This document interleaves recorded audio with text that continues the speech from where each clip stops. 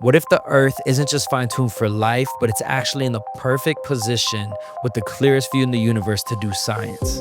Dr. Jay Richards talks about this in his book called The Privileged Planet that he co-authored with Guillermo Gonzalez. My name is Allan, and this is a Science Dilemma podcast, and we're going to be speaking to Dr. Jay Richards today about this very topic. So by the end of this episode, you'll hopefully see why science may be leading us back to God. Dr. Richards, thank you so much for hopping on and having the conversation with us today. Yeah, it's great to be with you. Thanks. So before we get into any of the deeper, questions that we definitely want to tackle, something that we love to do is just highlight, our guest. And so you have quite the bio. You've written over a dozen books, including some bestsellers, New York Times, from economics to why we're special in the universe. You've also produced documentaries, appeared on TV.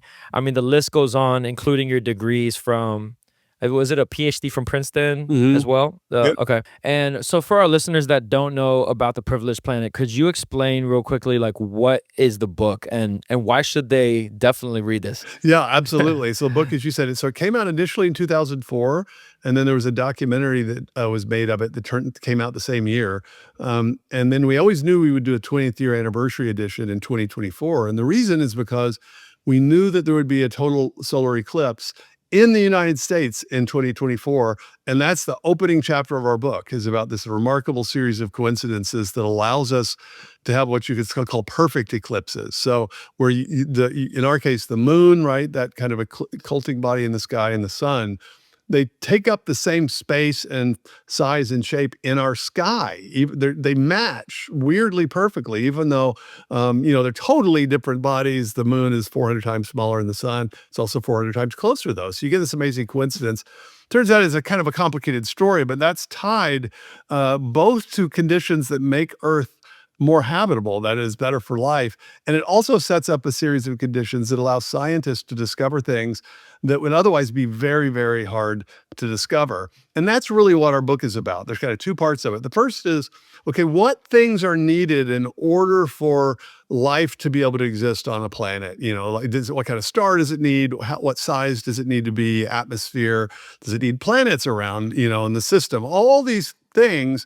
And it's easy to imagine that, okay, life could exist in lots of different kinds of environments. It turns out that a lot of stuff has to go right just to have a single planet that can host chemical life on its surface.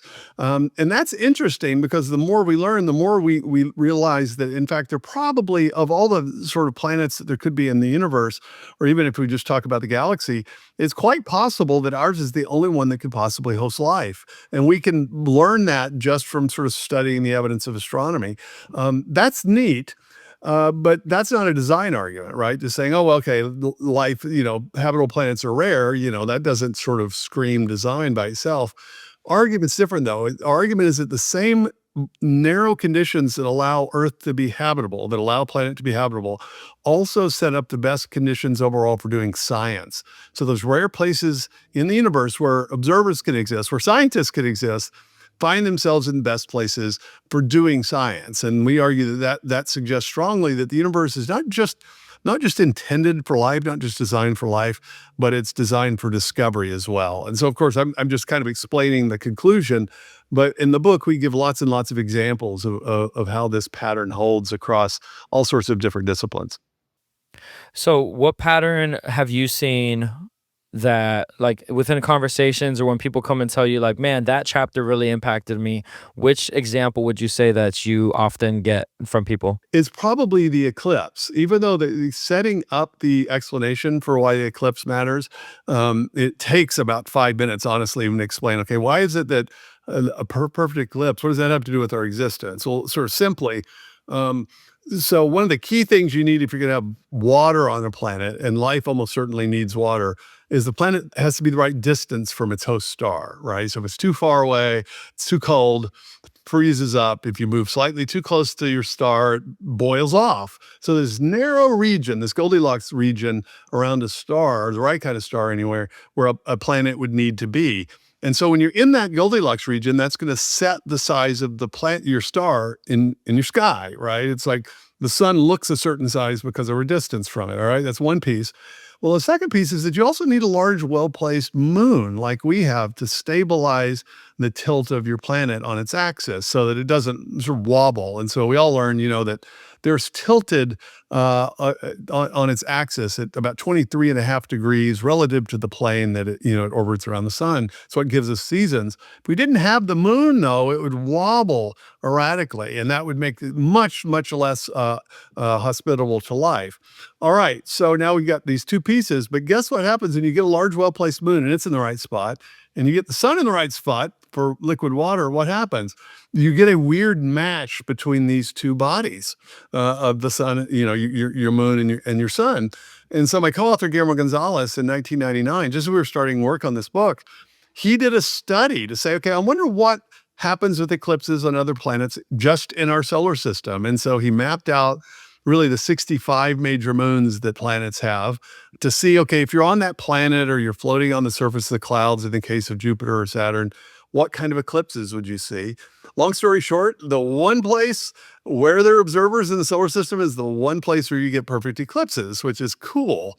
Okay, now here's the final piece of the puzzle.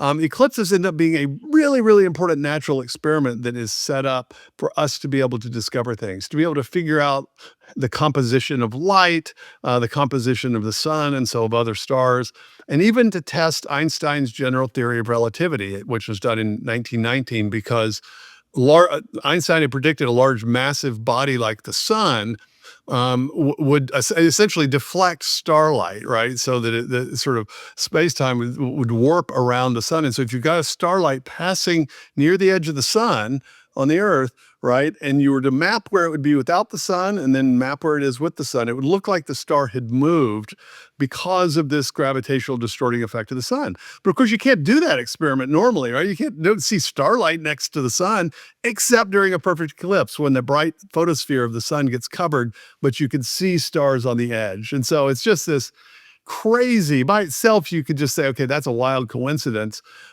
It's eerie at the very least. But then to go and find that, oh, actually now when we look at geology, when you look at planetary astronomy, when you look at physics, when you look at the atmosphere, our location in the galaxy, over and over again, we find that the places or the features you'd want for life at a planetary level also set up the conditions for science. At some point that just gets, okay, this looks more like a conspiracy rather than a coincidence. When we're talking about design, we're also wondering for the student, the family that has, young kids and they're teaching them and learning these concepts, like teaching them why this matters. Like what implications does a designer or no designer have on our lives? Could you speak a little bit into that? Yeah, I mean, it's ultimately the question, right? Do we exist for a purpose or not? And the broader question is, does the whole world, does the universe, exist for a purpose or not? And we know that those questions are tied up together, right? And so we know that the Earth and ourselves and our bodies are made of chemicals, and all of this stuff's connected. And so it's really kind of the ultimate question. Now, people in the modern lives, we've got enough distractions and a lot of creature comforts that in some ways it can keep you from sort of even addressing this question, though most people, at least as they get close to death, they start pondering these things. And what's amazing is there's this myth that, well, natural science has, anytime natural science advances, traditional belief in God or religion, right, sort of recedes. So there's this inevitable zero-sum game between science and theistic belief. And it's not true. I mean, first of all, the science itself emerged in a broadly Christian and theistic context. The founders of almost all the major disciplines of modern science believed in God. Many of them were even faithful and practicing Christians. And moreover, many of the things we discover in the 20th century, if anything, are theism friendly. I mean, discovering the universe has a beginning in the finite past, for instance, rather than, having always existed. I mean, that screams something, right? That, okay, the universe isn't the ultimate reality. There's got to be something beyond it because, the ultimate reality doesn't just pop into existence uncaused out of nothing. The fine tuning of the constants of physics, this argument, the realization of the layers of information and complexity in the biological world. Well, you didn't even kind of really have the category of information really clearly 100 years ago. Over and over and over again, you realize that, okay, there's a way of interpreting science that might lead to unbelief. But if you look at the evidence of science and where it's pointing and separate it from the kind of scientism, and kind of parasitic materialism that gets tied in with science. I think the truth's just the opposite. If you look at the evidence of the natural world itself, I would say it's very, very God friendly. Mm. Yeah, and I think that that's something that people aren't commonly told in Mhm. academia. Yes. And do you have a sense of why that is, just with your experience, all the conversations that you've had of like, Hmm. why is discussing the earth being designed such a big topic in society that people are, it's almost taboo to talk about in certain spaces, For sure. and typically aggressive if we believe that there is a designer. Yeah. And I will, in some ways, this is the perennial question of Western civilization. I mean, if you read Socrates, who's really we know Socrates because he's a character in Plato's dialogues, the ancient Greek philosopher. He is already arguing with materialists, some of whom we don't even know about. If we didn't have Plato's dialogues, we wouldn't even know about these guys. Then you read Aristotle, who's the student of Plato. They're both arguing with materialists and atheists, basically, who say, "Oh, reality is just these like particles in the void colliding with each other, and they form bodies, right?" And both Aristotle and Plato, in their own way, are arguing against that. So this is all the way back at the very beginning, certainly of Greek philosophy. So that's a thread of Western civilization, and of course, the biblical thread, the Judeo-Christian thread, is a major thread, and then you get the Roman thread, right, for people like Cicero, who were very enamored and persuaded by design arguments. And so this is the perennial discussion of the West for sure, for let's say 2,500 years. And then for the most part, the majority position during this time has been the teleological view. In other words, the view that things exist for a purpose, that there's transcendent mind or creator. That's the mainstream view that's almost always prevailed until the last couple of centuries, in which there's this kind of emergent and assertive materialism. And it came to be associated with science for complicated reasons in the 19th century. But certainly, like in the case of Darwin, I mean, Darwin proposed his mechanism, natural selection and random variation, in his book, The Origin of Species, in 1859. He proposed it as a challenge, as a substitute for the reigning theological explanation of the time, which is that God created the individual species by special creation, right? And so it's one of the few theories in science that was actually proposed to rule out a theistic claim, right? It's weird. It's like that shows you that the Darwinian theory, it's different from the others. You don't see, like, I've never seen a Newton fish on anyone's car. I've never seen an Einstein or a Maxwell fish, but you see Darwin fish, right? And so it's always been both a kind of scientific claim and theory, but also this metaphysical claim. And so once science started to seem to be carrying the water for materialism, right, for this particular metaphysical view, all of a sudden people are attached to particular scientific theories more than they would be otherwise. So if you're a committed materialist, Darwinism, it's not just like, okay, well, if that's not true, something else is true. It's carrying major water for you. It's why Richard Dawkins famously said, Darwin made it possible to be an intellectually fulfilled atheist. You don't hear that about a lot of other theories in natural science. And so I just think that's why. It's an unfortunate, weird thing that happened in the 19th century primarily, certain complicated philosophical threads. And so people associated science and honestly, academic study itself with atheism and materialism. But it was a false association. And I think we're still living with the consequences of trying to extract this sociological fact, which is that materialism and science are sewn in so closely together, with the reality, which is the evidence of science looked at objectively, I think points in the opposite direction. I think I just recently read something that said the issue has not been science and faith, but really it's been scientism and faith. Is Yeah. that pretty consistent with what Exactly. I you're mean, saying? scientism is a theory of knowledge that says something like, okay, the methods of natural science are the only way to gain knowledge of reality around you. And then materialism is a sort of claim about reality that, in fact, the fundamental thing that explains everything else is sort of matter and matter, space, time, and energy, right? So one's a kind of claim about knowledge, one's a claim about what exists, but they tend to go together. Now, of course, on the other side, we don't have to criticize the methods of science insofar as there are methods of science and they give us knowledge.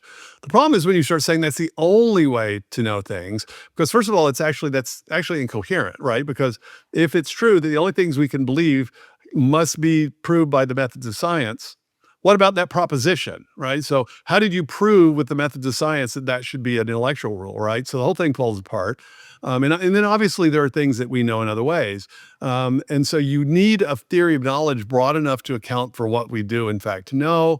And then you need a theory of reality that's rich enough to be able to accommodate the things that we want to know. And that's always been the problem with materialism, is that, yeah, it might seem simple, but it's too simple. It reduces things that look, you know that you yourself are not ultimately just blind matter in motion. You have direct access to your agency. And so any theory that implies that you don't exist is a theory you have very strong reasons to disbelieve, right? And so that's, I think, what is ultimately at stake. And I just think we have been in this weird cultural moment for a century and a half where materialism and scientism kind of gain the upper hand. But I think that at this point, it's just power that keeps them there, and not the evidence itself. You have your thumb on the pulse just from what, like, we've had a conversation before, and today just from listening to you and seeing everything that you've studied and been involved with. You have your thumb on the pulse not only in science, theology, but also in culture. And where do you see us going, like, as far as, everybody discussing the earth being special or designed? I know that people want to explore the universe, and that's great, but where do you think we're trending as a culture? I think we're trending in two different directions. One's bad and one's good. For instance, a different subject, but I've spent 4 years really in the policy arena here in Washington, D.C., dealing with gender ideology, which is just this idea that the sex isn't real. The sexual binary of male and female, that's something that gets assigned to us or imposed by doctors when we're born. But we're really this internal sense of gender, this kind of disembodied gender soul that happens to get attached to a body. And if there's an incongruence between your gender self and your body, the way to fix that incongruence, it's not to adjust your body to, or your mind to your body, it's to change your body medically with drugs and surgery to match this internal sense, right? Well, this is obviously contrary to everything we know about science. So contrary to what we know about the human person, but it's so radical that I think it is waking a lot of people up, because gender ideology is the result of several really bad intellectual trends. I say all the worst ideas from the 19th to 20th centuries just find their way together when you're doing gender ideology. And so many people wake up when they realize, okay, this is deranged. My son goes to school and the teacher starts treating him as if he's a girl. People, getting between someone and a parent and their children is generally a bad idea. And so that, I think in some ways that's a positive trend, because we were going in this direction for a long time, but people didn't see where the culture was going. And now suddenly we're sexualizing kids. Doctors are saying, oh yeah, let's put your daughter on testosterone. That has a way of waking people up. Paul in Romans talks about the law written on the heart, so that the Romans, the Gentiles, they have this law written on the heart. So in other words, they're following, they still have a sense of the moral realities, right? Even without the law of Moses.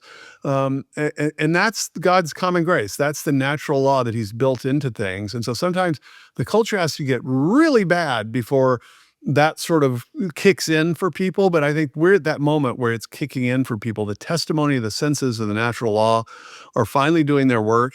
And I think it's an opportunity for believers to say, okay, now let's help them connect the dots. That's good.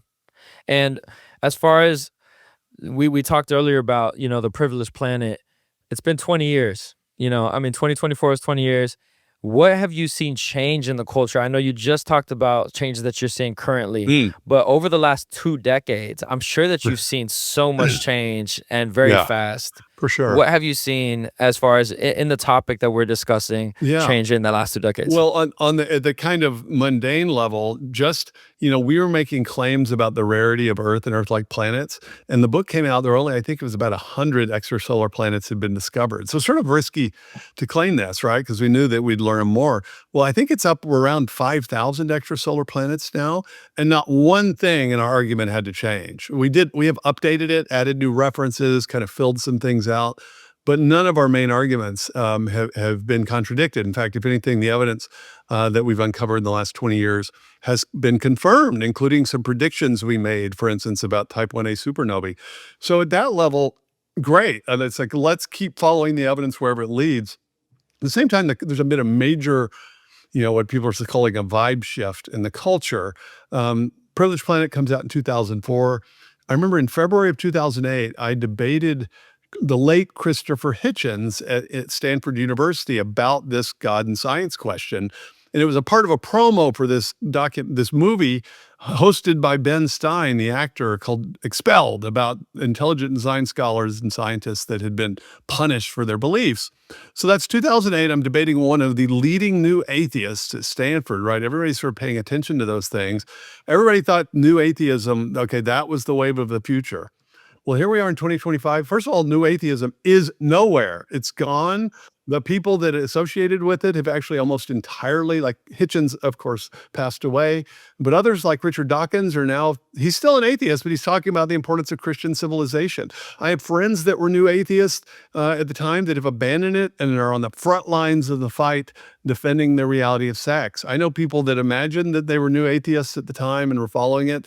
They're now believers, or at least are actually really interested. You've got people from Jordan Peterson to the economic historian Neil Ferguson and his wife, Ayaan Hirsi Ali, either coming to faith explicitly, despite the social kind of opprobrium that attends to that, or getting really, really close. And so I don't think there's anyone that says that new atheism is the cutting edge now. And that is just, I don't know that any of us really would have predicted that, but we're just in a completely different place than we were 20 years ago on that.